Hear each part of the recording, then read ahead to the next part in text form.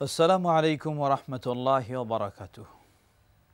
আলহামদুলিল্লাহি রাব্বিল আলামিন ওয়াস সালাতু ওয়াস সালামু আলাল মাবউসি রাহমাতাল লিল আলামিন ওয়া আলা আলিহি ওয়া সাহবিহি ওয়া মান তাবিআহুম বিইহসানিন ইলা ইয়াউমিদ্দিন, আম্মা বা'দ। ফাআন আনাস রাদিয়াল্লাহু তাআলা আনহু قال قال رسول الله صلى الله عليه وسلم حفت الجنة بالمكاره وحفت النار بالشهوات রাওয়াহু মুসলিম। সুপ্রিয় দর্শক শ্রোতা, শুরুতে জানাচ্ছি আপনাদের শুভেচ্ছা, বিশেষ আমন্ত্রণ আমাদের দর্স হাদিস এ প্রোগ্রামে। আমরা জানি পৃথিবীর বুকে মানব জাতিকে সঠিক পথে প্রদর্শনের জন্য আল্লাহ সুবহানাহু ওয়া তাআলা যুগে যুগে অসংখ্য নবী ও রাসূলকে প্রেরণ করেছেন। সেই নবী রাসূলের ধারাবাহিকতাকে সম্পন্ন করেছেন প্রিয় নবী মুহাম্মদ সাল্লাল্লাহু আলাইহি ওয়াসাল্লামকে প্রেরণের মাধ্যমে। নবী মুহাম্মদ সাল্লাল্লাহু আলাইহি ওয়াসাল্লাম তিনি আমাদেরকে যেসব নির্দেশনা দিয়েছেন, যে দিন আদর্শ তিনি আমাদের জন্য রেখে গেছেন, তার যুগ থেকে শুরু করে কিয়ামত পর্যন্ত সকল মানুষের জন্য সফলতার জীবনে সার্থক হওয়ার একমাত্র পাথেয় হচ্ছে মুহাম্মদ সাল্লাল্লাহু আলাইহি ওয়াসাল্লাম যা দিয়ে গেছেন, যা রেখে গেছেন সেটাই। সুতরাং রাসূল সাল্লাল্লাহু আলাইহি ওয়াসাল্লামের সেই নির্দেশনা, সেই আদর্শ আমাদের জীবনের সকল ক্ষেত্রে সামনে রেখে আমরা যদি অগ্রসর হতে পারি, তাহলে তার জীবনে যেমনইভাবে সেই শান্তিপূর্ণ সমাজ তিনি গড়েছিলেন, প্রতিষ্ঠা করেছিলেন, আজও আমাদের পক্ষে সম্ভব পৃথিবীর সর্বত্রই সেই শান্তিপূর্ণ সমাজ, শান্তিপূর্ণ দেশ, শান্তিপূর্ণ পরিবেশ আমাদেরকে গড়া। রাসূল সাল্লাল্লাহু আলাইহি ওয়াসাল্লামের সে বিষয়গুলি মূলত ছিল আখিরাত নির্ভরশীল বিষয়। আমরা জানি আখিরাতের সবচেয়ে গুরুত্বপূর্ণ দুটি দিক, একটি হলো জান্নাত, আরেকটি হলো জাহান্নাম। সুতরাং আপনাকে পৃথিবী থেকে বিদায় নিতেই হবে, আর পৃথিবী থেকে বিদায় নিলে সেই আখিরাতের হয় জান্নাতে অথবা জাহান্নামে যে কোনো একটি পথে আপনাকে চলতেই হবে। সুতরাং আসুন জান্নাতের পথে কিভাবে আমরা যেতে পারি সে মর্মেই আজকের এই হাদিসের দর্শে আমরা কোরআন এবং হাদিসের আলোকে একটু আলোচনা শোনার চেষ্টা করি। সুপ্রিয় দর্শক শ্রোতা, যে হাদিসটি আপনাদের সামনে সহিহ মুসলিম থেকে পেশ করেছি, প্রসিদ্ধ সাহাবী আনাস বিন মালিক রাদিয়াল্লাহু তাআলা আনহু তিনি হাদিসটি বর্ণনা করেন। রাসূল সাল্লাল্লাহু আলাইহি ওয়াসাল্লাম বলেন, হুফফাতিল জান্নাতু বিল মাকারিহ ওয়া হুফফাতিন নার বিশ-শাহওয়াত, রাওয়াহু মুসলিম।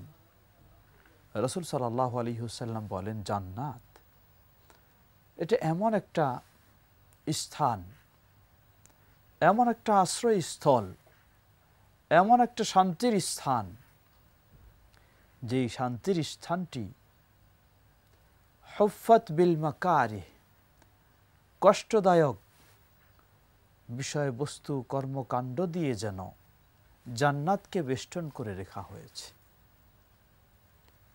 ওয়া হুফফাতিন নার বিশ-শাহওয়াত, আর জাহান্নাম এমন একটি স্থান, এমন একটি আশ্রয়স্থল যেটাকে ঘিরে রাখা হয়েছে, বেষ্টন করে রাখা হয়েছে বিশ-শাহওয়াত, মানুষের প্রবৃত্তির চাওয়া পাওয়া, প্রবৃত্তির তাড়না, এসব কিছু দিয়েই সেই জাহান্নামকে বেষ্টন করে রাখা হয়েছে। এর অর্থ হচ্ছে এটাই,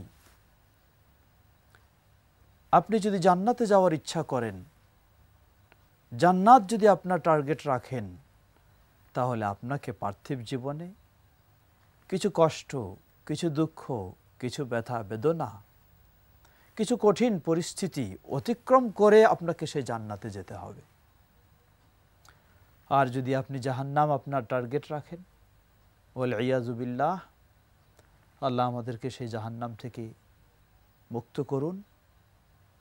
যদি আপনি সেই পথেই চলতে চান, তাহলে আপনার যেমন খুশি, যেমন ইচ্ছা, তেমনভাবে আপনি পার্থিব জীবনে চলতে পারেন। কারণ এগুলি দিয়েই জাহান্নামকে বেষ্টন করে রাখা হয়েছে, এগুলি দিয়েই জাহান্নামকে ঘিরে রাখা হয়েছে। সুতরাং পার্থিব জীবনে যে এই প্রবৃত্তির অনুসরণে লিপ্ত হবে, যা একজন মানুষের, বিবেকবান মানুষের বিবেক বর্জিত কর্মকাণ্ড, সেগুলিতে লিপ্ত হওয়ার মাধ্যমে দুনিয়াতে সে হয়তো নিজেকে স্বাধীনভাবে খুশির সাথে চলতে পারে, কিন্তু প্রকৃতপক্ষে তার অবস্থান সে যেন নির্দিষ্ট করে নিচ্ছে জাহান্নামে। আপনাকে একটি বিষয় স্মরণ করিয়ে দিচ্ছে যে পার্থিব জীবন এটা মানুষের জীবনের একটি প্রাথমিক অংশ। এরপরে জীবনের সীমাহীন সময় যেটা, অংশ যেটা, সেটা হচ্ছে আখিরাতের জীবন। তাই সেই দীর্ঘ জীবনে যদি আমি আরাম আয়েশ পেতে চাই, তাহলে আমাকে পার্থিব জীবনে কিছু কষ্ট করতেই হবে। সুপ্রিয় দর্শক শ্রোতা, আসুন আমরা যদি এভাবে আমাদের জীবনকে জান্নাতের আকাঙ্ক্ষায়, জান্নাতের আশায় আমাদের জীবনকে গড়তে পারি, তাহলে আমরা নিশ্চিতভাবে বলতে পারি পার্থিব জীবনটাও আমাদের সুন্দর, সুশৃঙ্খল, শান্তিময় হবে এবং আখিরাতের জীবনটাও আমাদের শান্তিময় হবে। আর যদি সেই জান্নাতের আশা বাদ দিয়ে, জান্নাতের কথা ভুলে গিয়ে যেমন খুশি তেমন, কোনো বাধা মানব না, কোনো সীমারেখা মানব না, সবসময় নিজেকে স্বাধীন মনে করে উম্মাদের মতো চলতে চায় কেউ, তাহলে তার এই সমস্ত ব্যক্তির মাধ্যমে পার্থিব জীবনটাও হবে অশান্তির একটা পরিবেশ, আখিরাতের জীবনও হবে তার জন্য অশান্তির পরিবেশ। সম্মানিত দর্শক শ্রোতা, আসুন কিভাবে আমরা পার্থিব জীবনকে সুন্দর করতে পারি এবং আখিরাতের জীবনকে সুন্দর করতে পারি, সেজন্য আমাদেরকে জান্নাতের পথই বেছে নিতে হবে।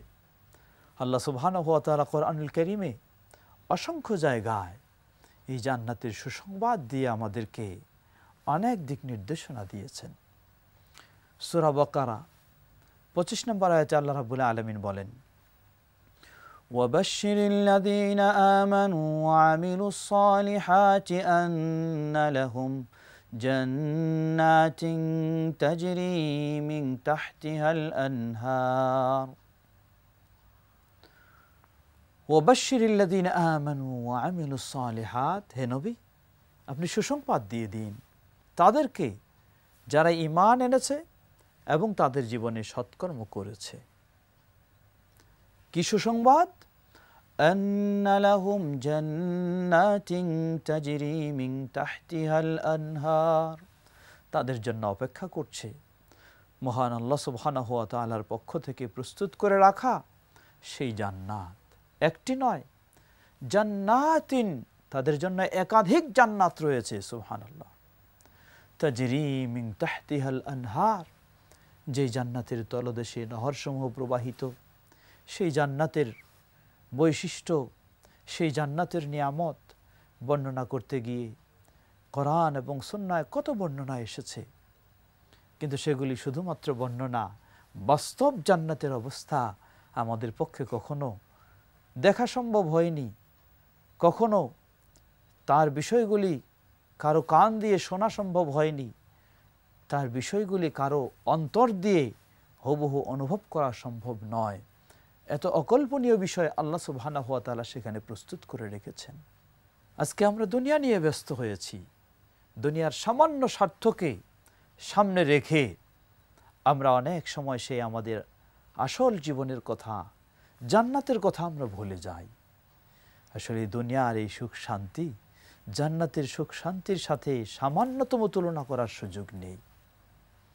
এজন্যই সাহাবী আব্দুল্লাহ ইবনে আব্বাস রাদিয়াল্লাহু আনহু বলেন, মা ফিল জান্নাতি মিনান নিআম লাইসা ফিদ দুনিয়া ইল্লা আল আসমা। জান্নাতে যে সমস্ত নিয়ামত রয়েছে সেই নিয়ামতগুলি পৃথিবীতে কিছুই নেই, শুধুমাত্র তার নামগুলি রয়েছে। দুনিয়াতে মধু, জান্নাতেও মধু, দুনিয়াতেও শরাব, জান্নাতেও শরাব, দুনিয়াতেও বিভিন্ন রকমের আরাম আয়েশ, জান্নাতেও সেগুলি রয়েছে। কিন্তু দুনিয়ার এই বিষয়গুলি সেই জান্নাতের নিয়ামতের সাথে তুলনা করা যেতে পারে না। শুধুমাত্র নামে মিল রয়েছে, বাস্তবতায় জান্নাতের বিষয়গুলি অতুলনীয়, যা সম্ভব নয় মানুষকে সেই হুবহু বিষয়টি তার সামনে তুলে ধরা, বর্ণনা করা। সুপ্রিয় দর্শক শ্রোতা, আসলে একজন মানুষ যখন সেই জান্নাতের কথা স্মরণ করবে, চিন্তা করবে, তখন তার জন্য দুনিয়াতে সামান্য কয়েকদিনের এই কষ্ট স্বীকার করে নেওয়াটা কঠিন নয়, তখন তার জন্য সহজ। এজন্য আল্লাহ রাসূল সাল্লাল্লাহু আলাইহি ওয়াসাল্লাম বলেন, যে হাদিসটি আমরা শুরুতেই বলেছি, যে হুফফাতিল জান্নাহ বিল মাকারিহ, জান্নাতকে বেষ্টন করে রাখা হয়েছে কষ্ট দিয়ে, ব্যথা বেদনা দিয়ে। কারণ পার্থিব জীবনে আপনি যদি অন্যায় পথে চলতে চান, আপনাকে তেমন ব্যথা বেদনা, কষ্ট, দুঃখ সইতে হবে না। কিন্তু যদি আপনি ন্যায় পথে চলতে চান, আপনি সত্য বলবেন, মিথ্যা বলবেন না, আপনি হালাল খাবেন, হারাম খাবেন না, আপনি সকলের সাথে ভালো আচরণ করবেন, কাউকে গালি দিবেন না, কষ্ট দিবেন না, এভাবে আপনি যদি চলতে চান, তাহলে অবশ্যই আপনাকে কিছু কষ্ট করতেই হবে, কিছু ত্যাগ স্বীকার করতেই হবে। ইসলামের বিষয়গুলি আপনি পালন করতে চাইবেন।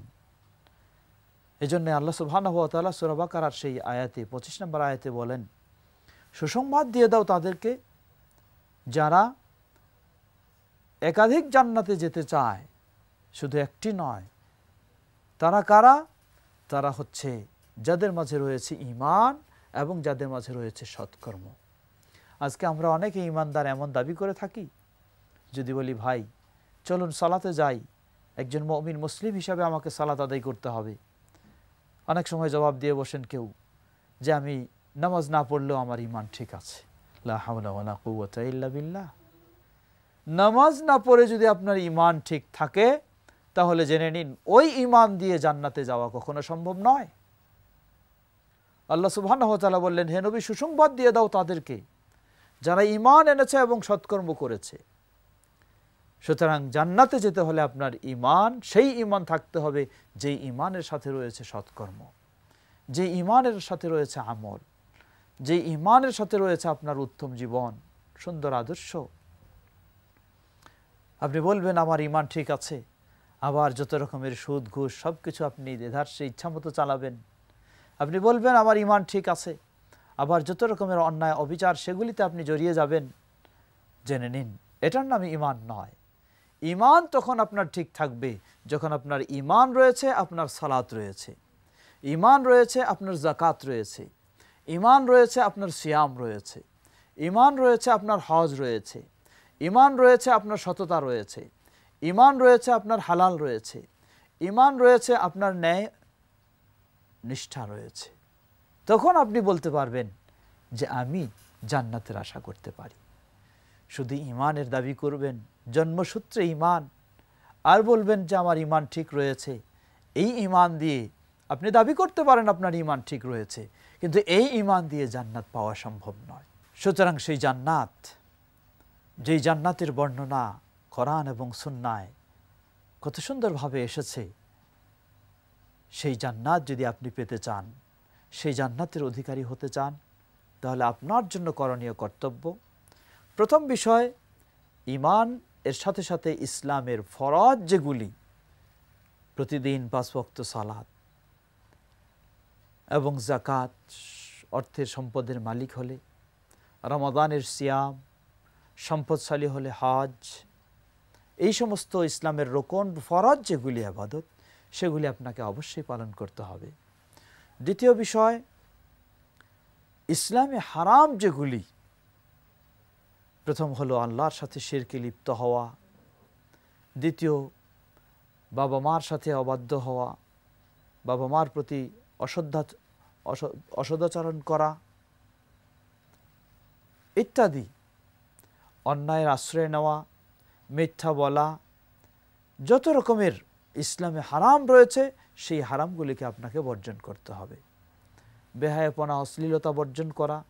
আজকে দেখুন, ইসলামে একটি গুরুত্বপূর্ণ দিক, মেয়েদের সমাজে শান্তি শৃঙ্খলার সাথে চলার জন্য ইসলাম তাদেরকে পর্দা অপরিহার্য করে দিয়েছে, হেজাব অপরিহার্য করে দিয়েছে। কোনো পুরুষের অধীনস্থ মেয়েরা যদি হেজাবের ব্যবস্থা গ্রহণ না করে আর পুরুষ সেক্ষেত্রে সচেতন সতর্ক না হয়, তার অশ্লীলতাকে মেনে নেয়, আল্লাহ রাসূল সাল্লাল্লাহু আলাইহি ওয়াসাল্লাম বলেন, লা ইয়াদখুলুল জান্নাতা আদ-দায়ুস, আদ-দায়ুস লা ইয়াদখুলুল জান্নাহ। এই ব্যক্তিকে দায়ুস বলা হয়, তার ইবাদত যতই থাকুক না কেন, তার এই অপকর্মের কারণে, এই অন্যায়কে আশ্রয় দেওয়ার জন্য, এই অন্যায় মেনে নেওয়ার কারণে, এই হারামকে মেনে নেওয়ার কারণে জান্নাতে তার প্রবেশ করা সম্ভব নয়।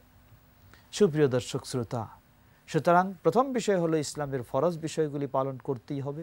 দ্বিতীয় হলো ইসলামে হারাম বিষয়গুলি থেকে আপনাকে বিরত অবশ্যই থাকতে হবে। তৃতীয়, আপনার সাধ্যপক্ষে ইসলামে অতিরিক্ত নফল যেগুলি রয়েছে সেগুলি সর্বদাই সঠিকভাবে পালন করার চেষ্টা করতে হবে।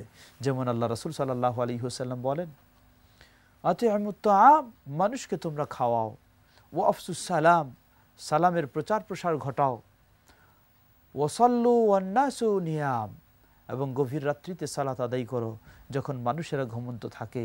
তাদখুলুনাল জান্নাতা বিসালাম, তোমরা নিরাপদে সুন্দরভাবে জান্নাতে প্রবেশ করতে পারবে।